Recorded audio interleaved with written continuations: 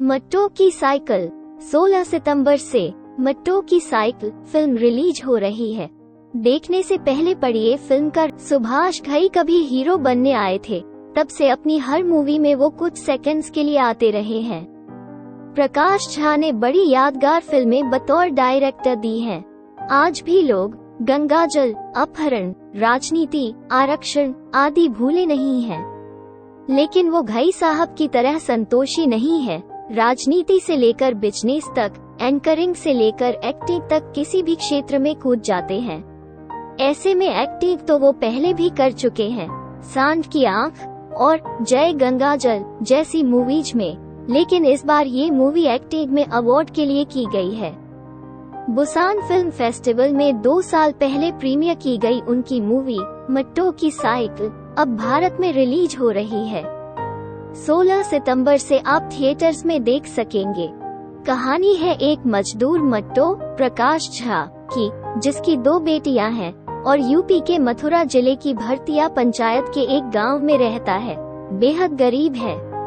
घर में बने मोदी सरकार के टॉयलेट यानी इज्जत घर में ताला लगाकर रखता है और खेत में शौच करने जाता है।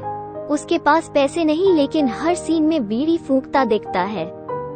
उसका घर चलाने में उसकी साइकिल का बड़ा हाथ है। चूंकि गांव काफी इंटीरियर में है, शहर से कई किलोमीटर दूर है, इसलिए मजदूरी के लिए शहर आने जाने में समय से पहुंचाने के लिए साइकिल के अलावा और कोई बेहतर साधन नहीं है। साइकिल को लेकर वो इतना इमोशनल है कि एक कार वाले तक से भिड़ जाता है। उसकी पत्नी के रोल में अनीता चौधरी है, जिनका पथरी का ऑपरेशन होना है। बेटी बड़ी हो गई है। लड़के वाले दहेज में बाइक मांग रहे हैं और बेटी मोतियों की माला बनाकर कुछ पैसे इकट्ठे कर रही है। उसका एक तरफा प्रेमी भी है, जो लगातार उसे राजी करने की कोशिश कर रहा है, लेकिन मट्टो बस पैसे कमाने में लगा है। एक दिन अचानक मट्टो की साइकिल पर ट्रैक्टर चढ़ जाता है। फिर कबाड़ी उसके हाथ में 300 रुपए पकड़ा देता है। मट्टो का दोस्त कल्लू मैकेनिक उसकी मदद करता है। कुछ पैसा ठेकेदार से, कुछ साहूकार से ब्याज पर मिलता है और कुछ उसकी बेटी देती है। साइकिल मिलने के बाद मट्टो की खुशी देखने लायक है। वो मानो हवा पर सवार हो जाता है। पूरा परिवार बेहद खुश है। अचानक से कुछ ऐसा होता है कि फिर से मट्टो की खुशियों में आग लग जाती है। हालांकि जो लोग विश्व सिनेमा में दिलचस्पी रखते हैं, उनको इटालियन फिल्मकार विटोरिया डी सिका की मूवी बाइसाइकिल थीफ 1948 याद होगी। उसकी कहानी का मूल प्लॉट इस मूवी से काफी मिलता जुलता है। दूसरे विश्व युद्ध के बाद उन्हीं लोगों को जॉब मिल रही थी जिन पर साइकिल थी, लेकिन हीरो जिसने बमुश्किल साइकिल खरीदी थी तब परेशान हो जाता है जब उसकी साइकिल चोरी चली जाती है, यानी साइकिल नहीं तो जॉब नहीं। अब बाकी की मूवी बेटे के साथ साइकिल खोजने में है और डायरेक्टर उसके जरिए यूरोप की बेरोजगारी, आर्थिक असमानता, लोगों की परेशानियां दिखाता है। एक दिन तो वो किसी की साइकिल ही चुरा लेता है, फिर पकड़ा जाता है। प्रकाश झा की मूवी में यही थोड़ा बदलाव है। वो साइकिल खोजता है तो प्रधान और पुलिस स्टेशन के चक्कर लगाता है, जो उसके साथ बुरा बर्ताव करते हैं।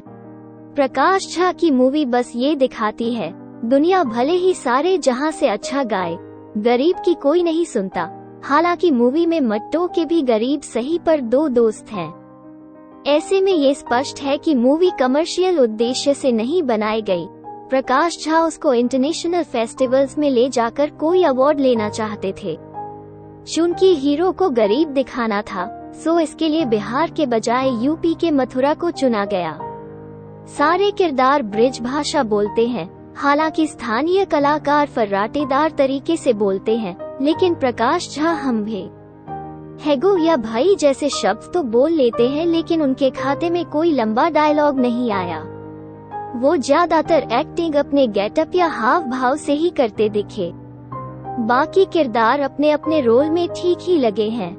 बीच में कुछ फनी सीन्स के जरिए दर्शकों को थोड़ी राहत मिलती है, वरना फर्स्ट हाफ काफी स्लो था। कुल मिलाकर प्रकाश झा न हो तो आप शायद ये मूवी देखने ही न जाएं। जिसने बाइसाइकिल थीफ देखी होगी, वो अगर किसी भी अवार्ड ज्यूरी में हुआ तो प्रकाश झा के लिए मुश्किल हो सकता है। हाँ, उन्हें नेशनल अवार्ड में जरूर मौका मिल सकता है, क्योंकि आप धीरे धीरे हीरो के साथ ऐसे जुड़ जाते हैं कि आपको उससे सहानुभूति होने लगती है, और यही प्रकाश झा की एक्टिंग और डायरेक्टर एम गनी की जीत है। वैसे भी फिल्म का सेट, किरदार, उनके गेटअप, भाषा आदि बिल्कुल सामान्य लगे, इसके लिए काफी मेहनत साफ दिखती है। यहाँ तक कि प्रकाश झा की छोटी बेटी का रोल कर रही लड़की जब मर्दाना लिंग में बात करती है कि पहले साइकिल में चलाऊंगो, मैं ना दूंगो, तो ये बात भी ब्रिज में आम है कि गांव की कई लड़कियां लंबे समय तक लड़कों की तरह बात करती हैं, बिना लिंग भेद के।